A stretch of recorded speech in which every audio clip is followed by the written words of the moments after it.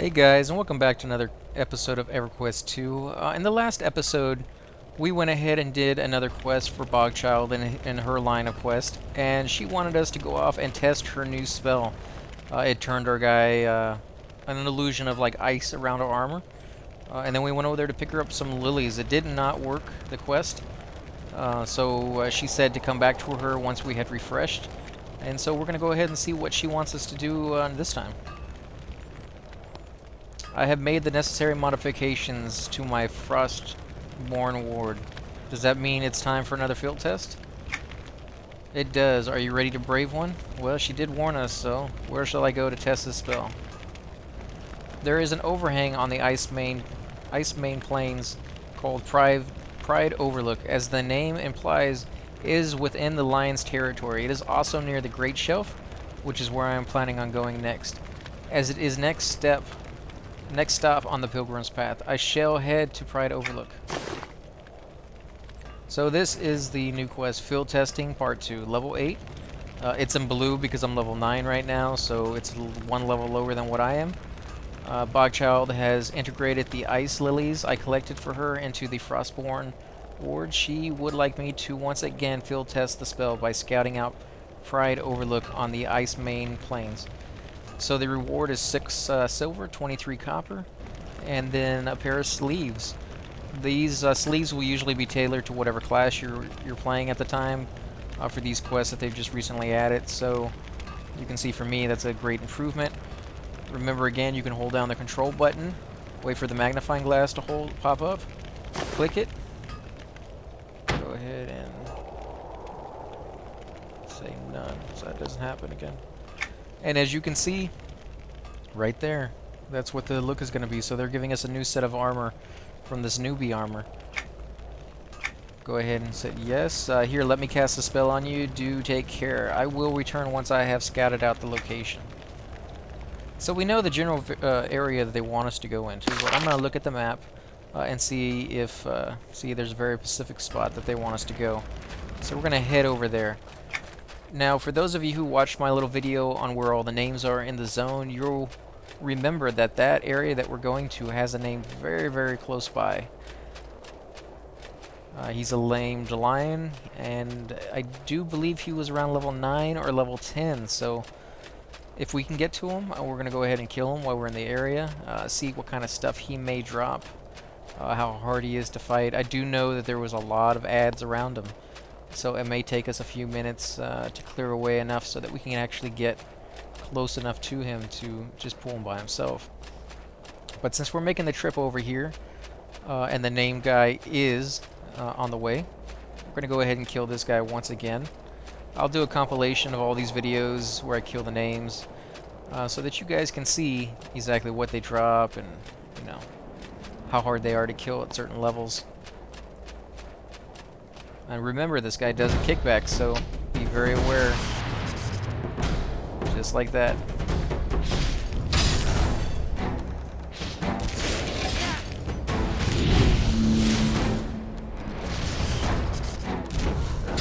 Now I went ahead and did another area effect, and I got that snowpack on me.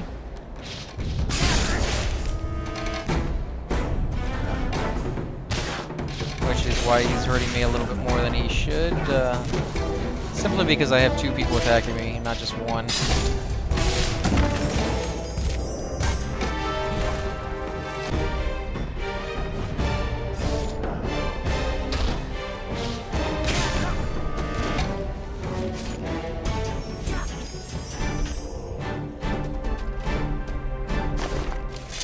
So let's see, 5 strength, 7 agility, 6 stamina.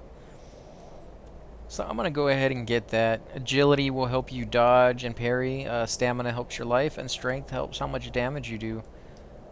So I'm going to go ahead and use that instead of the 6 wisdom, 6 intelligence, and 6 stamina one.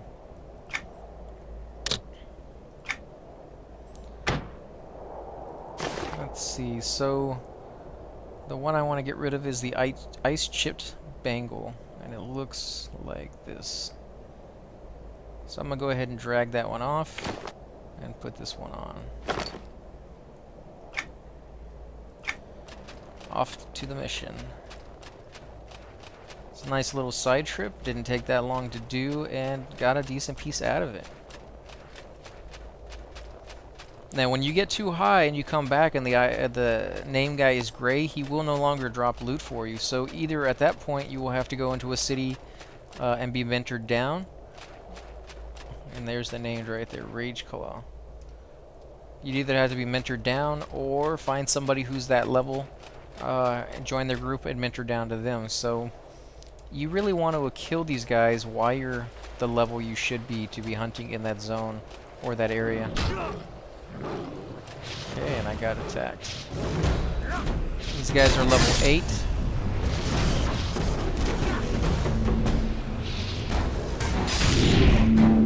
Level 8 heroic. That's something I haven't mentioned. You'll see that heroic. You'll also see a little arrow above their name. If the arrow's pointing down, that means they're not as hard as ones that don't even have an arrow, you know? And if they have arrows pointing up, that means they're significantly harder than those that you might fight at level 8 that are the normal ones. So it's basically telling you they're somewhat special or somewhat weak. Like this guy right here, he's level 9, but he doesn't have an arrow above his name. So he's just a normal guy. And if I can judge how easy or how hard it is to fight him, then when I see those arrows either up or down, you know, I kind of know if I can take them on or not.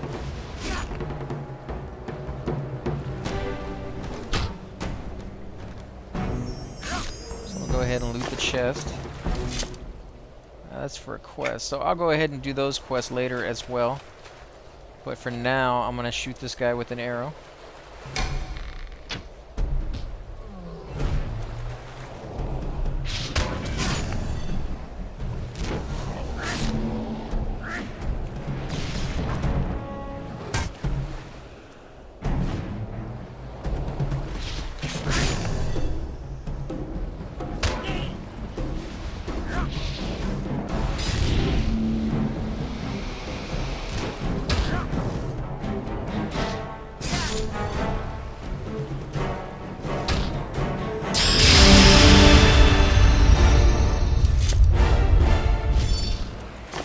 And as you can see, he wasn't too hard to kill.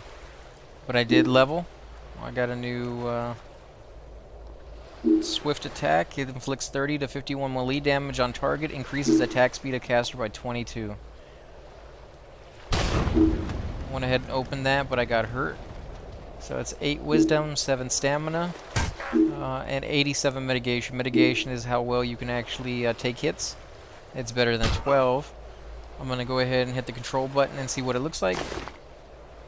I can't really see because I'm wearing the spell effect that he put on me, so I'm going to go ahead and loot it. As you can see, the reason my guys keep taking a hit is because he had a dot put on him. But I'm going to go ahead and put these on anyways. Attune them. Remember, if you attune something, you can't trade it later, so be very careful with that if you plan on selling it or doing something like that. Especially if you're only going to keep it for a few minutes just to try it out or for a few levels. It says the Frostborn ward is still ineffective. Make sure it tells you to go back, which in this case it does. So I'm just going to run it. I could fight these creatures my way back out, but if you run far enough away from these guys, they will stop attacking and return back to their the point at which they spawn. You also want to make sure that you can take the hits. As you can see, I'm taking quite a bit of damage. Just trying to get away, and hopefully I will be able to. I think I will. See, I already got one to turn back. Oh, and there goes the other 3. So I'm going to go ahead and heal myself. And since we're here, there's no reason not to kill the named yet again. You never know if he will drop something super rare. You also get AAs out of doing this. I'm not going to go into those just yet. I'll do an entire episode on those when it's time, but for now, at this stage of the game, you should really just be concentrating on, you know, doing the quest and getting familiar with your character and the game itself. So 6 wisdom, 6 intelligence, and 6 stamina. That seems like what it dropped last time. In fact, I think it's the exact same thing. So we're going to go ahead and leave that there. For anybody running by, they can loot it for their character. It may be 4 or 5 minutes before they're allowed to, but... And we got another buff. On a melee hit, the spell may cast Glorious. Strike on target lasts for 2 seconds. Triggers about 1.6 times per minute. Inflicts 32 to 53 divine damage on target. Inflicts 27 to 46 divine damage on target. And stuns if not an epic. So we're going to go ahead and put that up there with the buffs. Now you should only have to recast these buffs on a few occasions when I don't think you haven't had to recast them when you die. Although don't hold me to that, we'll check when we do. But I know if the mob debuffs you, you will have to recast those. So it's always nice to have them on a hotbar, even though you will very rarely ever have to do anything with them. Towards the end game, you may have 5, 6, 7 hotbars open, so it does get kind of crowded, but...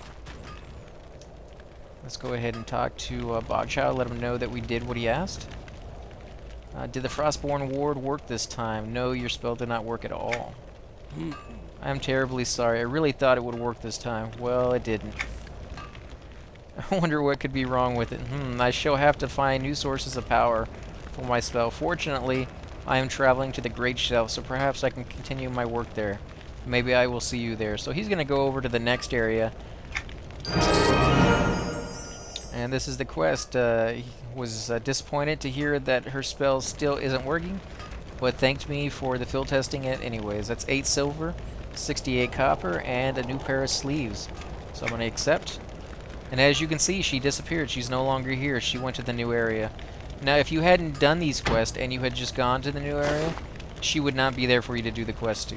So you'd actually see people running up to an invisible, area, or not an invisible area, but an area that has nobody there for you, and they're actually hailing people, so you wouldn't actually see them. So you want to make sure that you do the quest in a certain area before you move on to the next. And again, guys, if you like these episodes, please feel free to comment, post, subscribe, and hit the like button.